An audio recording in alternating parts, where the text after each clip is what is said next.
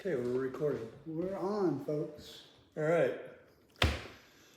Well, hello. This is Dennis and Paul's Waves and Wheels. Waves and Wheels, looking back at where we come from in the surf scene of the 70s. We're going to go over, briefly talk about ourselves and what qualifies us to be the experts in this area, besides the age. And as we, yeah, go ahead, Paul, what were you going to say? I laugh because I don't know that experts is us, but we've been around long enough and seen enough and done enough to have some pretty wild stories, know quite a few people inside the industry, and had more of a, I think, a layman's take on everything as opposed to being hardcore professional surfers. Right.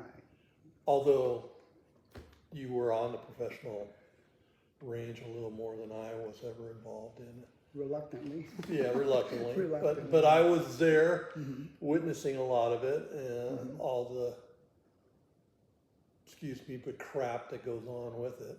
Right. I think, we have some interesting things to talk to people about and share with them, Right. as well as knowing a lot of people inside the industry that we can bring on as guests Right. to share their expertise and their experiences within it. Mhm. So that's kind of the premise. A lot of them were with us during those times, experienced Yeah. those things with us, and they can probably tell us stuff that we don't remember. So this is Yeah. exciting to go back and visit that period of Yeah. time. It's special in our lives. I agree. And And also, I'm sorry, but also all the stuff we've seen as we've grown older that's happened within the industry, and not only just surfing, but skateboarding too, because in the early '70s we were kind of at the forefront of all of that. right. You know, they had all the guys up in Santa Monica, the Z-Boys and everything like that. We were in Orange County with a different group of people, but basically doing the same kind of I stuff. don't remember what they called us. I remember they were the dog town. We were Midtown. I think we were Midtown? Yeah. Midtown? Okay. That's silly. Yeah. How simple can you get? Yeah, but we were there in the middle of all of that. We saw the growth of it, the change. We saw where everything went away from the small, narrow boards with the first urethane wheels. Mm-hmm. We did get to christen all the new skate parks also. Yeah, in the area, Yeah. and skated our share of pools, random Backyard pools, pools. Mm-hmm. including one of the best being the Fruit The Bowl. Fruit Bowl. Yeah, in Orange Garbage County. Grove. Yeah, In in Garbage Grove, California. That's right. Remember So- Waldo. Yeah, Waldo. Gosh, so many people come to mind. Yeah. We could do this forever. You Yeah. know, we could just keep going and going and going. So brief histories. When did you start surfing? What got you into it? You know, what I can remember is dropping my older brother off in the Seal Beach parking lot in the huge winter swell of 1969. So I'm going to assume I started around 70. I know I graduated high school in 73 and I had been surfing, so I know that I almost started in junior high. But I believe it was right around 1970, because I do remember that huge swell. The parking lots were full of water when you're dropping my brother off and me, and my dad's like, So that would make you about 14 then. Yeah. I know I was just going into high school. We had junior high. We had 3-year junior high and 3-year high school. And I was living in Cypress, and I went to Los Alamitos High School, and it was just a jog down the road to get to the beach, which I hitchhiked, rode the bus, ride my bike. I did everything to get to the beach in the beginning to go surfing. Yeah. So that's quite a while ago. Yeah. Yeah, for me, I started earlier than you did. It's interesting because you look at, I started 4 years before you did. Wow. I was 10. Whoa. And, but my surfing in the beginning years was quite a bit, I think, different than yours in that I was just, waiting to get rides from people to the beach. So I wasn't going as often probably as you were. And I didn't have somebody like my brother that was already into it, who was, and I remember Tim, he was a good surfer already when I met him. So, I got my first experience with surfing when I was 10 years old at the beach in Long Beach, of all places. Wow. We were at the Alamitos Bay one day, and there was a group of teenagers with their girlfriends at the bay paddling around on surfboards. And my sister tried to get me to go ask them to let me try their boards. And I have to remember back in those days, I don't know if you remember it or not, but back in the 60s, they used to have surf TV. They used to have a show or two on TV about surfing. And my sister watched those intently. And so and she was, checking out the guys probably, so I started watching it. And next thing I knew, I was just enthralled with it, and I wanted to learn how to surf. So then that prompted her to push me when I was at the bay. And of course, I didn't do it. I was too insecure to do it at that time, And about a week or two later, we were at 72nd Street in Long Beach, which some of you guys will know is at the end of Balboa, or not Balboa, but the Long Beach Peninsula. And there's a swell window there. There's a jetty. And if you look out to the ocean, the breakwater doesn't close off the front of that jetty. And, certain swells, particularly west swells and a good south swell will get in there. And even during the wintertime, big north swells will get in there sometimes. But it was a good place to learn how to surf. And little small, tiny waves. We were at the beach one day, and there was a guy with his girlfriend again, hanging out on the beach, and he had been surfing. And of course, my sister goaded me, into going and talking to them. And I finally got up the nerve to do it. And I walked over and asked him if I could borrow his board and try it. And he said, "You really want to do it?" And I said, "Yeah, I've always wanted to." He said, "Okay, come on." And he picked up the board and carried it to the water for me. I surprised the hell out of me. Laid it down in the water, and he proceeded to give me my first little surf lesson, which was basically lay down on the board, paddle into the wave, and as soon as you feel it picking you up and moving you forward, jump to your feet. And but what he did was really interesting. Is he had me lay on the board with the fin, they called them skags in those days, pointed out to sea, because it needed to be behind me. And so he said, once you get out to where you're going to be in the water, which was probably only 20 or 30 feet offshore, turn around. He said, just turn around the board. And because you won't be able to turn the board around. And it was a long board. It was probably 9.2 or something like that. I remember it real crystal clear as white.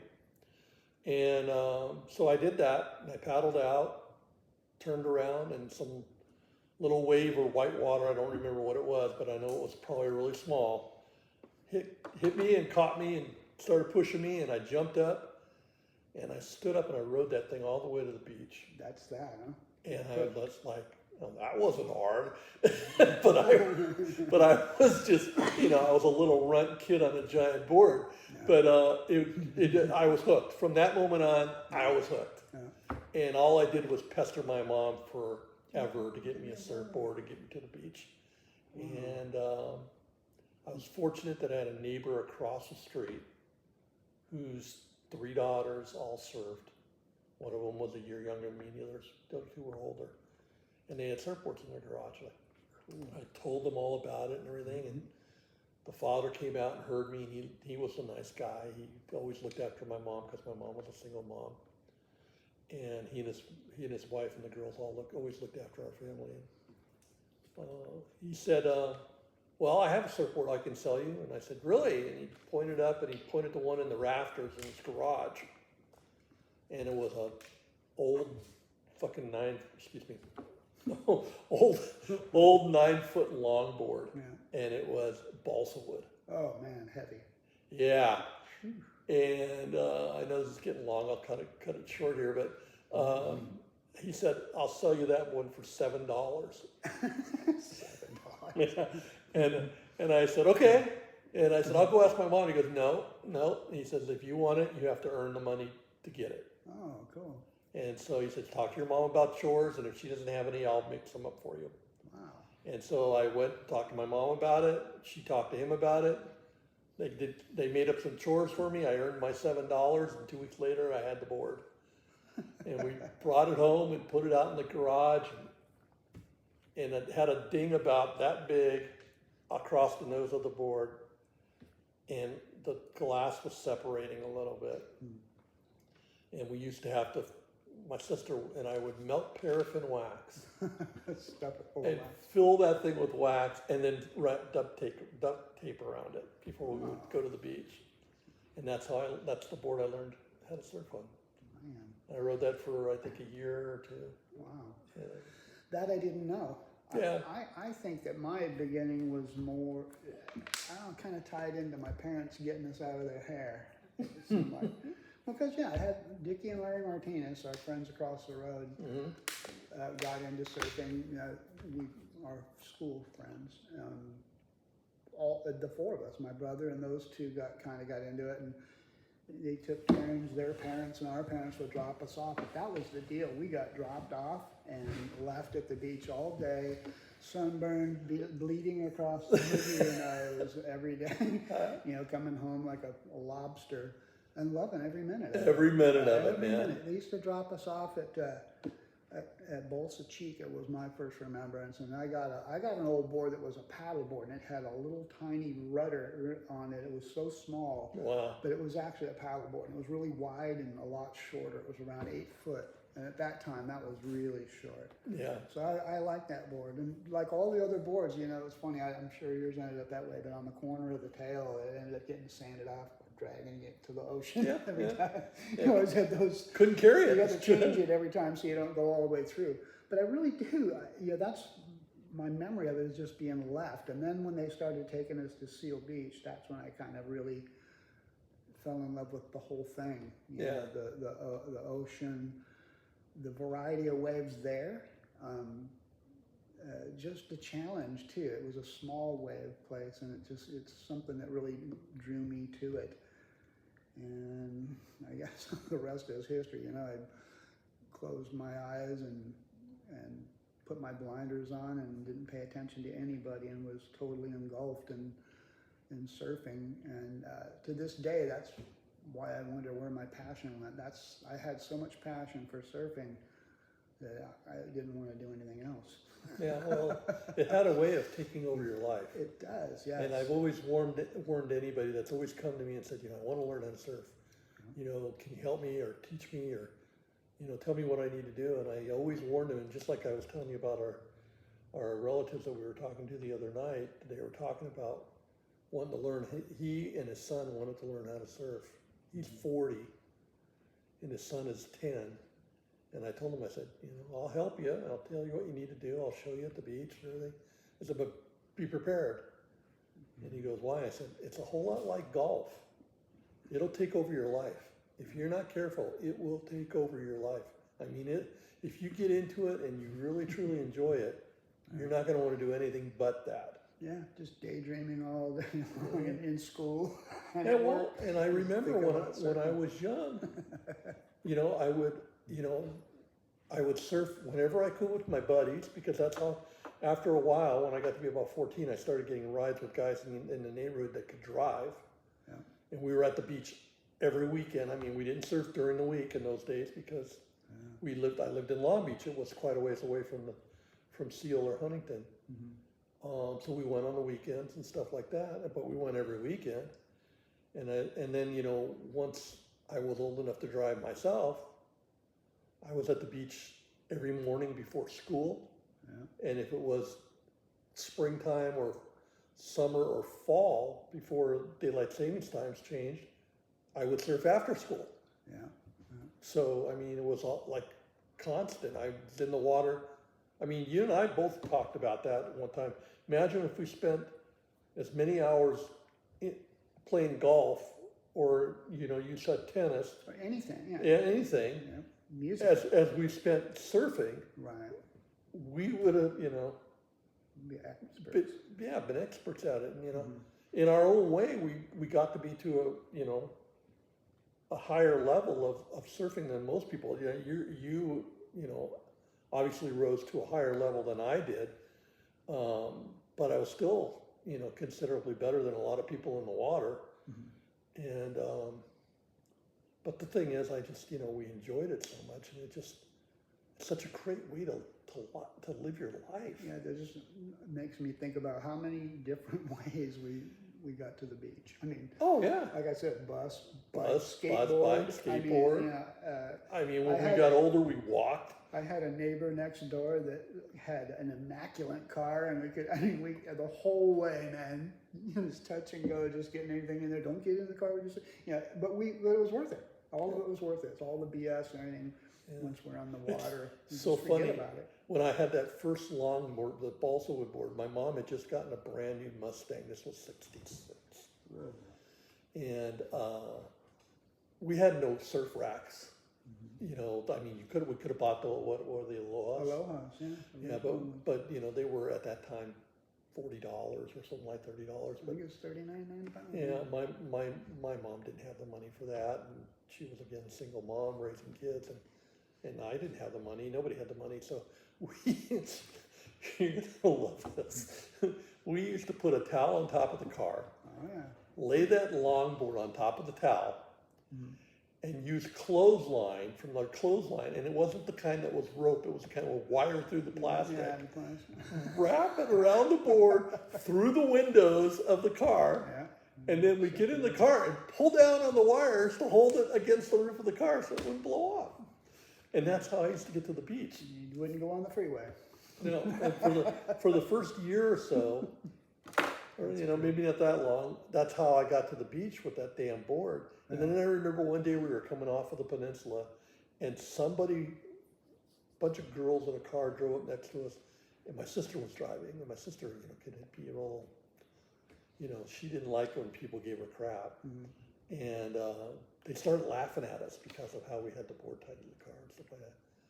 And sure as hell, we got some surf racks not long after that. Yeah, so it was fun. It was fun. It was a fun time, man. Yeah. It was a fun time. So we talked about how we grew up with it. That's how we've grown up with it. Should we talk about how we met? Yes. You're going to have to talk about it because you're still refreshing my memory. It's been quite a while. All I remember is by that time I was surfing a lot in Seal Beach, primarily at the river, crabs in the river. And that was the summer that because we used to surf in the river a lot on the far side of it, which is now, they're calling it -2 because of that. Now it's painted on the rock with a big -2. And there was a bowl that broke off of there. Yeah, South Swells bank off of there and come back into itself. Yeah, and it was a really good wave. It wasn't real critical, It wasn't but hollow, it was fun. yeah, it was a fun wave, and you could do a lot on it, especially because we were young and light. Yeah. But there was also, that was the first year that sandbar built up out in front of the Crab's jetty, Oh yeah. the short jetty. And it was like I don't know, almost like a little reef or point break right there. Yep. And I remember I want to say it was an afternoon. I may be wrong. But I was paddling out, and there were not a lot of people out in the water. There was only maybe a half a dozen people out in the water, but there was about a 4-foot swell. And it was lined up really nice and everything, and no wind. And I just remember seeing this guy riding a wave coming down the line, surfing better than anybody I'd ever seen surf before. And I was amazed at how good he was. And I watched a couple of waves, watched him ride a couple of waves. And then on one of the waves, you rode it, it was you, and you rode it and kicked out real close to me.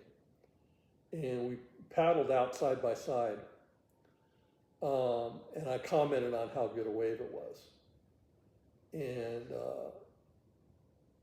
you thanked me for it. You're real gracious about it. And we just struck up a conversation in the water right there. And then I caught a wave and you made and we started trading waves. And you were complimentary of what I was doing. And the next thing I know, we were just from that point, I don't know what happened other than we just started hanging out. Excuse me. I think we said, we did something to the effect, are you going to be here tomorrow type of thing. Mm-hmm. And I saw you out a couple more times like that, and we just started up a friendship like that. And I think that was towards the end of the summer, because then we started surfing Southside. And you were the one that introduced me to Southside at Seal. And at that time, you used to keep your board in a friend's garage down by the pier. Mm-hmm. We won't mention his name. The flying board. That board learned how to fly when it fell off the shelf and hit the bumper of his Porsche. Yeah. He threw it out, it was out in the alley. When I came to go surfing, it was out in the alley. He threw it out there. All right. I guess I'm not going there anymore. Yeah. But I remember that. And then we started surfing Southside. And I had a car at that time, which was great. And it was a little white Volkswagen. And we started traveling a little at that time. We started going down to Huntington and Newport. You surfed the river jetties, huh? We surfed the river jetties. Yeah. Good spot. It was good. It was not long after they had removed the oil piers and stuff, and or the whatever piers. Were they oil piers or were they sewage piers? Something for oil. Yeah. And we started surfing there, and they had really good sandbars built up there and everything like that. Yeah. And used to get really. Yeah, that was just bowl after bowl. Yeah, just ride rights down the beach and ride lefts back. Yeah, and hollow, always hollow. Yeah, and I remember that was before 56th Street became the spot. Yeah. And if you weren't surfing river jetties, there was a reef to the south a little bit called Rennie's Reef on like 52nd Street or something like that. Or no, it would have been higher. It would have been 63rd or 4th Street or something like that. 62. Mm-hmm. And then people didn't really surf a lot of 56. There was a lot there, but it wasn't like it is now. Yeah. And then further south in the 30s, there was a wave, but then everybody always waited for Newport Point to break. Remember that? Yeah. And there was a guy, I can't remember his name. That's a left, right? Yeah, it was a left. You know that oddly, and I remember it was with my first wife, we were down there at the point, it was super, super low tide. I don't know it was cold because I had a full wetsuit and it was offshore. And it was a right coming off of that thing, and it was a long right. It was turned into a right point somehow, just at that tide. Huh. It was Newport Point. I remember that. And I was going right. It was like mid-morning, really low tide with offshore wind. It was stiff offshore. And I was out there kind of going, isn't this supposed to be a left? Yeah, I just remember that that place, that whole stretch of beach used to get really heavy. Yeah. You know, the right swell direction or anything like that, it always got kind of heavy, and there was always a barrel to be found, and not a long duration, but it was always there. And a lot of good surfers surfed there. I'm trying to remember a couple of their names, but I can't off the top of my head. Oh, the Newport people? Yeah. Guy with an O. I can't remember his name.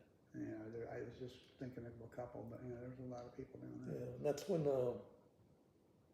Bruce Jones worked at Russell Surfboards in those days.